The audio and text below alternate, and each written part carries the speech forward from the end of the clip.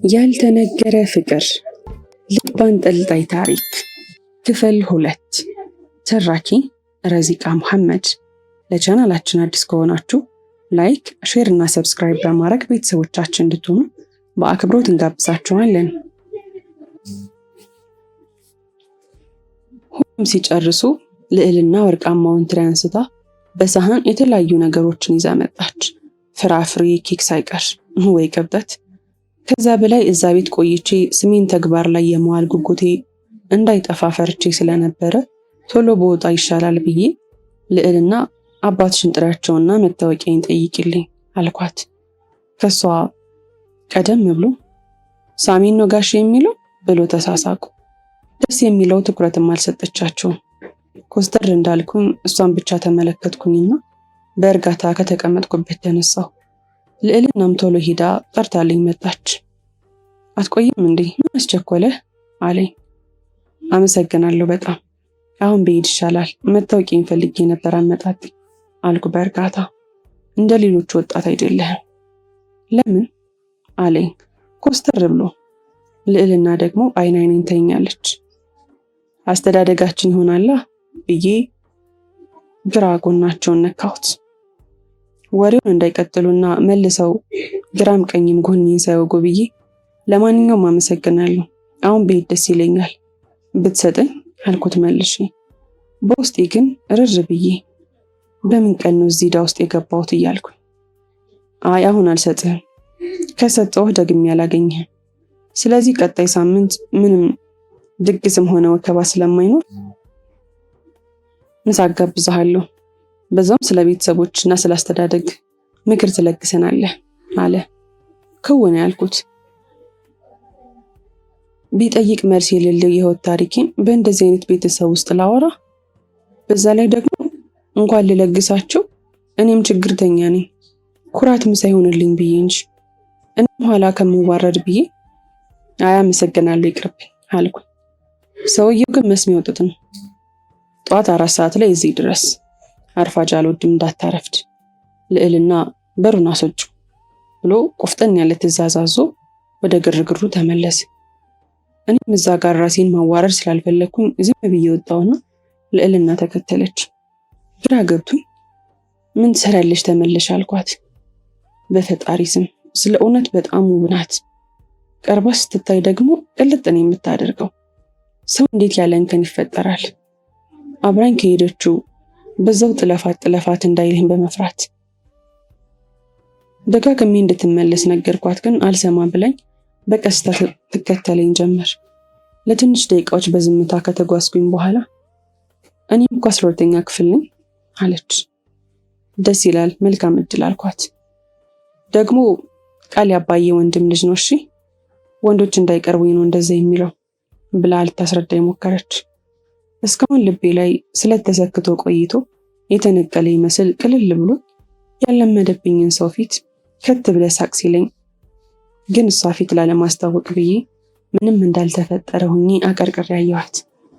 ለኔ ማስረዳት አይጠበቅብሽም እኮ ብዬ ቆሌዋን ገፈፍኩት። ለምን እንዳስረዳው አላውቅም፣ ብቻ ንገሪው ሲለኝ ልቤ ነገርኩ አለች።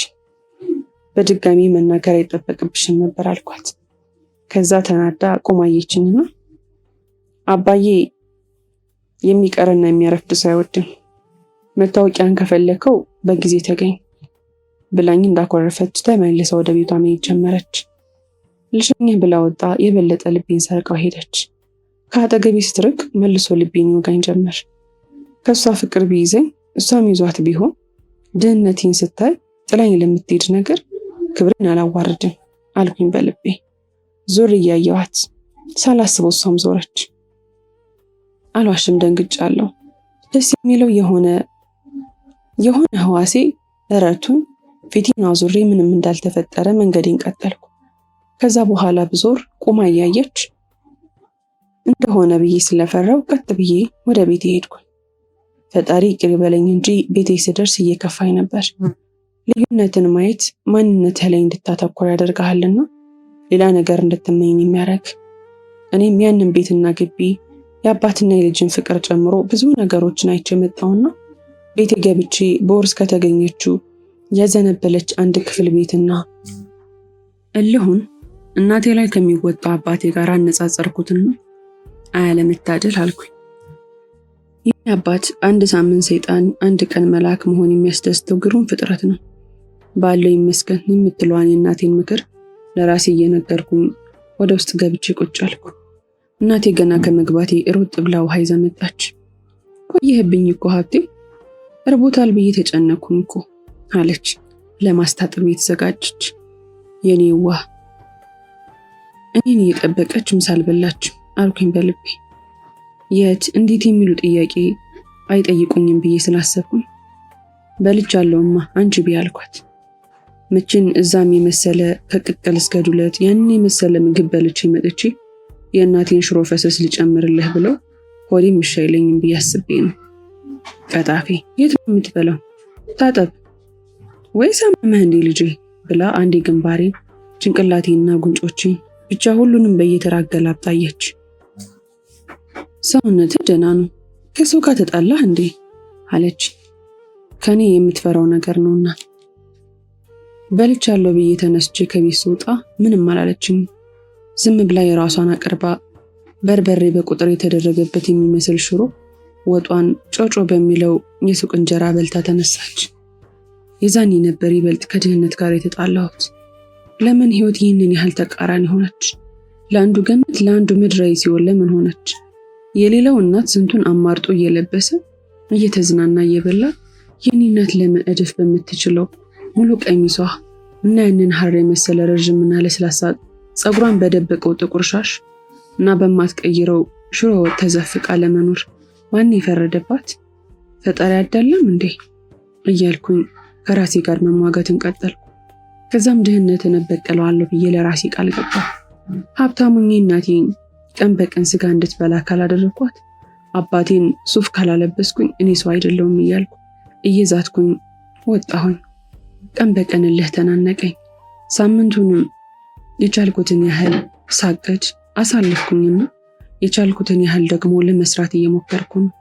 ደስ የሚለው በሰዓቱ ስራ አልንቅም፣ ብቻ ክብር ክብር እያልኩኝ ስለምጨማለቅ ራቅ ወዳለ ቦታ ሄጄ ተፍ ተፍ ብዬ እየመጣው ኑሮዬን ቀጠልኩኝ። ቀኑ ይፈጥናል። እኔ በጠዋት ተነስቼ ቤተ እምነት ተሳልሜ ስፖርት ሰርቼ ተጣጥቤ ቁርስ ልበላ ስዘጋጅ ነበር። ቀኑ እሁድ መሆኑንም ሆነ የልዕልና አባት ጥሪና እንዳላረፍድ የተሰጠኝን ማስጠንቀቂያ ጭምር ያስታወስኩት። መጀመሪያ ችላ ብዬ ልተው አስቤ የነበረ፣ ነገር ግን ልዕልና መታወቂያህን ይቀደዋል ያለችውና ከወር በኋላ የማትሪክ ተፈታኝ መሆኔን ሲገጣጥሙብኝ የእናቴን ሽሮም ሳልበላ ቶሎ ለባብሼ ከቤት ወጣሁ። ወይ ሰዓት የለኝ ወይ ስልክ የለኝ። መርፈድ አለመርፈዱን በምን ለይቼ አውቀዋለሁ? ስለዚህ ረፈደም አልረፈደም አያገባኝም እያልኩ ከራሴ ጋር እያወራሁ ቀጥታ ወደ እነሱ ቤት መሄድ ጀመርኩ። መንገዱን ሙሉ ምንም ቢሉኝ አያገባኝም፣ ቤት ግባ ቢሉ አልገባም። ልዕልና ምንም ብትል አይጨንቀኝም። ፍቅር የሚባል ነገር የለም። ደሃና ሀብታም አንድ ላይ አይሆኑም። ስለዚህ ራሴን አልጎዳም፣ እኮሳተራለሁ፣ አልመልስላትም እያልኩኝ ለራሴ በርካታ ማስፈራሪያና ማስጠንቀቂያ እየነገርኩ ወደ እነሱ ቤት አመራሁ። ብቻዬን ሳወራ ይሆን ባላቅም መንገዱ በጣም ቀረበብኝና ቶሎ ደረስኩ። እንደደረስኩኝ በሩን ደወልኩ፣ አልከፈታለኝ።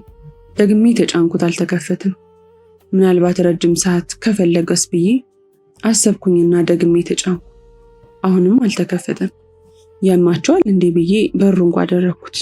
ወዲያው በሩ ተከፈተ። ክውን ያልኩት ያስደነገጠኝ ወዲያው በሩ መከፈቱ ሳይሆን የልዕልና እርቃን ቀረሽ የሆነ አለባበስ ነው። የእግሯን ቅላት የሚያጎላ ግልገል ሱሪ የምትመስል ትንሽዬ ስስ ቁምጣ ለብሳለች። ከላይ ደግሞ በጣም ተራቁታለች። የሚያስጠላ አለባበስ ለብሳለች። ስታየኝ እሷም ክውን ያለችው ግን እንደዛ መልበስ ለምን አስፈለግ ብላት ደስ ይለኝ ነበር። ግን አሁንም በማያገባኝ አልገባም ብዬ መታወቂያን አቀብኝ አልኳት፣ ፊቴን ወደ ኋላ እያዞርኩ። እሷም እንደ መባነን ብላ በሩን ፊቴ ላይ ወርውራው ወደ ውስጥ ገባች። ሁኔታው የበለጠ አናደደኝ መሰል በሩን መልሼ በኃይል መደብደብ ጀመርኩ። ልጅ ሚኪ አሉኝ ከኋላ እና ዞር ስል አባቷ ነበር። ሰላም አደርክ? መታወቂያን ፈልጌ ነው አልኩ ኮስተር ብዬ። ሲጀመር ያገናኘን ስራ እስከሆነ ድረስ ምንድነው አላስፈላጊ ቅርበት? ለምን ይህን ያህል ሊቀርቡኝ ፈለጉ? ደግሞ ዕቃ ያመጣሁት በደግነት ሳይሆን ለገንዘብ ነው። የድሃ ልጅ መሆኔ እንዴት አይገባችሁም አልኩኝ በልቤ። ሰላምታ አይቀድምም እንዴ አለኝ መልሶ። እንዴት አደርክ? ይቅርታ ቸኩዬ ነው አልኩት። ከዛም ከኪሱ ስልኩን አወጣና ተመለከተው። እኔ የምመርጠው አይነት ሰው መሆንህ እየበዛ ነው። እባክህ ከተባባለው ሰዓት 5 ደቂቃ ቀድመህን የመጣኸው። ይህ ያስደስታል። በልና ግባ ብሎ በሩን በያዘው ቁልፍ ነካ ነካ ሲያደርገው በሩ ተከፈተ። አይ አልገባም አመሰግናለሁ፣ እዚሁ ስጠኝ አልኩትና ወደ ውስጥ ሳይ ልዕልና በረንዳው እየተወለወለ ነበረ መሰለኝ። አንሸራቷት ውድቅ ስትል ሳላስበው ጩኸቴን አቀለጥኩት። የእኔ ጩኸት ያስደነገጠው ሳሚ ዞር እየሮጠ ሄዶ አነሳት። እኔ ያሰብኩት የነበረው እናቴ እንደምታዩ ፊልም ወድቀው ጭንቅላታቸው ደምቶ ሞቶ ሲቀበሩ ስላየው እንደዚህ አይነት ነገር ስላሰብኩ ነበር። በህይወት አውጥቼ የማላውቀውን አይነት ድምፅ አውጥቼ ጮህኩት። ደስ የሚለው ግን ምንም ሳትሆን በትንሽ ጉዳት ነው ያለፈችው። እሷ ግን ከህመሙ በላይ እኔ ፊት መውደቋ ነበር ያሳሰባት። እንደማፈር እያለችን ቢሆን ለሁለት ይዘናት ገባን። በተለያየ ሰበብ ከነሱ ጋር የሚያቀራርበኝ ነገር እየበዛ ነው። ለራሴ የገባሁትን ቃል ሙሉ ሽሬ ቤታቸው ውስጥ ገባሁ። ያለምንም ማካበድ ውጩ በጣም ነው የሚያስጠላው፣ ከውስጡ አንጻር ማለት ይቻላል። እንደዚህ አይነት ቤት እንዳለ እንኳን አላውቅም ነበር። ለምን ከነሱ ጋር እያቆራኘኝ እንደሆነ ባላውቅም ፊትና ጀርባ የሆነው ተቃራኒ ህይወት ላይ ነው ያለነው። በስህተት እንኳን በህልምም ሆነ በቅዠት አይቼ የማላውቀው አይነት ህይወት ነው ማለት። እኛም እነሱም እየኖረን ነው እንላለን። ለነገሩ ሁላችንም በፈጣሪ ዘንድ ያለንን ቦታ እያሰብን መጽናናት አለብን። በዛ ራሴን እያበረታታው ውሎዬን በነሳሚ ቤት አደረግኩ። ልዕልና ራሷን አደፋፍራ እውነት ለመናገር ያማል፣ ግን አልተጎዳውም። አሁን ወደ ፕሮግራሙ እንሂድ። ይመጣል ብዬ ስላሰብኩኝ ነው እንደዛ የለበስኩት። መብራትም ስለጠፋ ሰዓቱን አላስተዋልኩኝም። ይቅርታ ይደረግልኝ ብላ ልብስ አመጣች። የሚገርመው እኔ የተገላለጠ ልብስ ስለማልወድ እንጂ ያቺ ብጣሽ ልብስ እራሱ ታምርባት ነበር። ገብታ ለብሳ ስትመጣ ደግሞ ይበለጥ አማረባት። አጋዣቸው ቶሎ አጸዳድታ ጨረሰችና እኛ ከነበርንበት ቦታ ጠፋች። ቦታው ጭር ሲልብኝ ግብዣውን ዝምታ ነው እንዴ እያልኩኝ ተቀመጥኩ። ሳሚ ተነስቶ ወደ ሌላ አቅጣጫ፣ ልዕልና ተነስታ ወደ ሌላ አቅጣጫ ስታጸዳ፣ የቆየችው ሴትም ወደ ሌላ ብቻ፣ ሶስቱም ወደ ተለያየ አቅጣጫ ሲሄዱ ግራ እየተጋባው እኔ ወዴት ነኝ አልኩኝ። ብዙም ሳይቆይ ግን ልዕልና ከባለፈው ገገማ ልጅ ጋር እጅ ለእጅ ተያይዘው መጡ። እንደነገረችኝ አላውቅም መሰል እንደ ፍቅረኛዋ ሲያስመስል ቆየ። ትንሽ ቆይቶ ሳሚ ልብሱን ቀይሮ ወደኛ መጥቶ ተቀላቀለ። ከየት ነው የሚመነጩ እያልኩኝ ብቻዬን እያወራው ግን አድናቆቴን ከመግለጽ ይልቅ ደብቄ ያስኩት። ልጁ በጣም ያወራል፣ በጣም ነው የሚለፈልፈው። ምን አስቦ እንደሆነ አላውቅም። በንግግሩ ሁሉ እኔን ለመንካትና ለማናደድ እየሞከረ ነው። እኔ በጣም ችላ ብዬ ያሳለፍኩት ነው ያለሁት። ለነገሮች አዲስ እንዳልሆንኩኝ ማስመሰል ኮራ ብዬ ነው የተንደላቀቀው ሶፋ ላይ ተቀመጥኩት። ዝምታ ሰፈነ። የራሴ ሐሳብ ላይ ሳለሁ ጋሼ ጨርሻለሁ ሁሉንም ብላ ተመልሳ ሄደች። ስለምን እንደሚያወሩ ያልገባኝ እኔ ሁለቱንም በየተራየኋቸው። ሳሚ ቶሎ ተነስቶ ተከትሏት እየሄደ በሉ ልጆች ፍጠኑ ብሎ መንገድ ቀጠለ። ቤቱን ከጥንስሱ አንስቶ ያልወደድኩት እኔ የሆነ ነገር ሊያደርጉ ይመስሉኝ ስለተሰማኝ ፈራሁ። ግን ምንድን የሚያስፈራኝ? ምን ሊያገኙ እያልኩኝ ስመለከት ሌላ በተለያዩ ምግቦችና መጠጦች ያሸበረቀ ረዘም ያለ ጠረጴዛ ነበር። ለምንድነው ተደብቆ የሚበሉት እያልኩኝ በልቤ ሲቀመጡ አብሬ ተቀመጥኩ። በነገሮች ላለመሳሳት ሁሉንም ሳደርግ የነበረው ከነሱ ቀጥዬ ነበር። ሳህን አነሱና የሚፈልጉትን ነገር አደረጉ። ልዕልና አንድ ቁርጥ እንጀራና አንድ ቁርጥ ዳቦ አድርጋ ቀረበች። ሌሎቹ ሁለት ቁርጥ ሲያደርጉ ወንድ ልጅ አይደለው ብዬ ሁለት ቁርጥ አንስቼ ሳየው ቀለል ያለኝ ምግብ አነሳው። ሳሚ ሲጀምር ልጁ ግን እንደቀድሞ ዘው ብሎ መብላት ጀመረ። አንዳንዴ ሰዎችን ለመምሰል መጣር ከማንነታችን ያርቀናል። እኔም ስጸልይ ቢያዩ ብዬ የማላቀውን ብቻ እያልኩኝ እናቴ ያለማመደችኝን እነዛን የሚያጠግቡ ጸሎቶችን ሳልጸልይ በላሁኝ። እኔ የለመድኩት የቀረበችልኝ የእናቴን ሽሮ ቶሎ ቶሎ ጠረቅ ጠረቅ አድርጌ በልቼ መነሳት ነው። እነሱ ደግሞ 2 እንጀራ ያዙ ይመስል አደሩበት። ከዛ ግን እነሱን መጠበቅ ሲሰለቸኝ እንደ ሙዴ በመጠኑ ሳብ አድርጌ ከጎረስኩኝ በኋላ ማዕዱን ሳምኩኝ። ድንገት አምሳለ ብሎ ተጣራ ሳሚ። አቤት ጋሼ ብላ ፈጠን ብላ መጣች። መጸዳጃ ቤቱን አሳዩ፣ እዛው ይታጠባል አላት። እሷም ይሄን ስትጀምር ተከተልኳት። የቤቱ ነገር አስገርሞኝ እንደሚያጠና ሌባ በግርምት ስመለከተው ነበር። ሽንት ቤቱም በመብራቶች ያሸበረቀና አንድ ሙሉና አንድ አጠር ያለ መስታወት አለው። ጽዳቱ ይለያል። ሳስበው ከሁሉም ነገሮች የተቆጠብኩ ልጅ መሆኔ ጎድቶኛል። ሀብታም ጓደኞች ቢኖሩኝ ከሄዱ መምጣት አለ ብዬ ስለምፈራ እነሱ ቤት መሄድ አልፈልግም። ደርሼም አላቅም። ፊልም ከስንት አንዴ እናቴ ስታይ ካየሁ እንጂ አድናቂ አይደለሁም፣ ወይ ወደ ሀብታም ሰፈሮች የምዞርም አይደለሁም። እና ከነገሮች መቆጠቤ ነገሮችን እንዳላቅ የያዘኝ ይመስለኛል። ያንን ቤት ሳይም በዛ ልክ ስላልጠበቅኩ ነው የገረመኝ። ከዛ ጓደኞችም እንዲህ አይነት ቤት ውስጥ ይሆን የሚኖሩት እያልኩኝ ራሴን እየጠየቅኩኝ ፈጣሪን እንዳላማረር ደግሞ ቶሎ ብዬ ወጥቼ ወደ ታች ተመለስኩ። ያ ችግር የሆነ ቃላብ የተባለ ልጅ ግን ከኔ ችግር ያለበት ይመስል ቁጭ ከማለቴ ግን አጎቴ ከዚህ ጋር ምንድን ነው ያገናኛችሁ? ለምን ይህን ያህል ትኩረት ሰጠኸው? ብሎ ጠየቀው።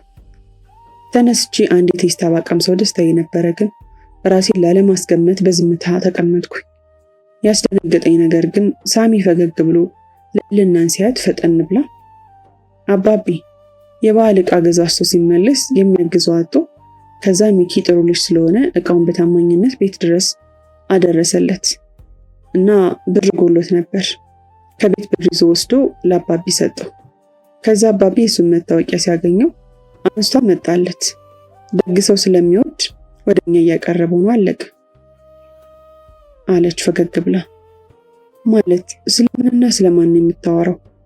ከመጽሐፍ ጋር የሚመሳሰል ታሪክ ኖሮኝ ነው አልኩኝ በልቤ።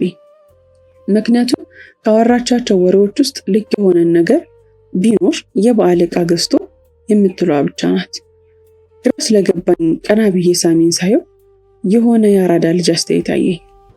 ከዛ እኔን ላለማሳጣት የፈጠረው ታሪክ እንደሆነ ገባኝ። ድሮም እኮ የድሃ ልጅ መሆኔን ብታውቅ እኔን ለመቅረብ እንደማትሞክር አውቅ ነበር። በቃ የሀብታም ልጅ መስያት ነው ልትቀርበኝ እየሞከረች አለችው እንጂማ። ብቻ ግን የሰለሞን እርድና ቢያስደስተኝ ነገሮችን ሳስባቸው ግን አስከፊ ነገሮች ናቸው። ለነገሩ አገባኝ ብዬ ስለ ግብዣ አመሰግናለሁ። አሁን መታወቂያን ስጡኝ ልሄድ ስራ አለኝ አልኩኝ። ሳሚን የተመለከትኩ አትቆይም ትንሽ ብላ አይኔን ተመለከተች። ልጅቷ ልቤን ለማቅለጥ ቆርጣ ተነስታለች። ቀና ብዬ ባዩት ቁጥር የሆነ ነገር ይወጋኛል። ልቤን ከሷ ለማራቅ በሞከርኩኝ ቁጥር ትጎትተኛለች። በዛ ሰዓት ግን ሳሚ የማይሆን ጥፋት አጠፋ። ድንገት ጉሮሮውን ጠራርጎ እንለው ግን ፍቅረኛ አለህ አይደል አለኝ። ለምን እንደሆነ ባላቅም ክውን ያልኩት። ከሱ በላይ ልዕልና መልሴን ለመስማት አሰፍስፋ እየጠበቀች ነበር። በሰዓቱ ምን ማለት እንዳለብኝ ራሱ ግራ ገባኝ። ግን በሰዓቱ ልዕልናን እያየሁ ስለነበር ሳልፈልግ በሷ ተስፋ መቁረጤ ብቻ እሷም እንድትተወኝ አስቤ አዎ ብዬ ተስፋውን ቆረጥኩት። አሰፍስፋና ፊቷን በፈገግታ ሞልታ መልሴን ስትጠብቅ የቆየችው ልጅ አሁን እንዳልኩኝ ፊቷን ከስክሳና ግንባሯን ቋጥራ ከተቀመጠችበት ተነስታ ሄደች። ልቤ እሷ ጋር ሆነ። ተሰምቶኝ የማያውቁ ስሜቶች በአንድ ቅጽበት ተፈራረቁብኝ። ክብሬንም ድህነቴንም ምኔንም ትቼ አትሄጂ ልላት እየቃጣኝ ነበር። ግን እንደምንም ስሜቴን ተቆጣጥሬ አሁን መሄድ አለብኝ እቸኩላለሁ ብዬ ሳሚ ላይ አፈጠጥኩ። እሺ ግን ስልክህን ብታስቀምጥልኝ ደስ ይለኛል። ወንድ ልጅ የለኝም። እንዳየኸው አንድ ሴት ልጅ ብቻ ነው ያለችኝና አንተ ጥሩ ልጅ ነህ፣ ቤተሰባችንን ብትቀላቀል ደስ ይለኛል አለኝ። ከመጀመሪያው ንዴት ላይ ያለሁት ንግግሯ እናደደኝ መሰል። እኔ እኮ ግን ቤተሰብ አለኝ አልኩት ከተቀመጥኩበት እየተነሳ። ትንሹ ልጅ ተረጋጋ እንጂ አትገንፍል መሃል አለኝ በሁኔታ የተደናገጠ ይመስል። እኔ ምን እንዳናደደኝ ባላቅም ተጋልኩ።